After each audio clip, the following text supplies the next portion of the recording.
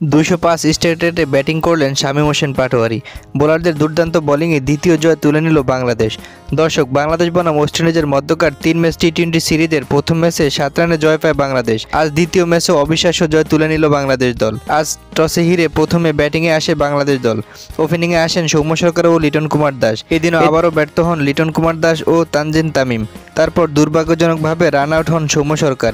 তারপর মেহেদী হাসান মিরাজ কিছুটা চড়া হন ওয়েস্ট ইন্ডিজের বোলারদের উপর। মিরাজ করেন ২৬ রান, জাকির আলী করেন ২১ রান।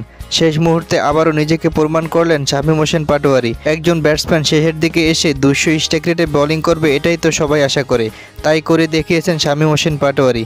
শামীম করেন ১৭ বলে ৩৫ রান। শামীমের ৩৫ রানের উপর ভর করে বাংলাদেশ নির্ধারিত ২০ ওভারে করেন ১২৯ রান। জবাবে ব্যাটিং করতে এসে ওয়েস্ট ইন্ডিজের ব্যাটাররা শুরুতে ভালো করেন।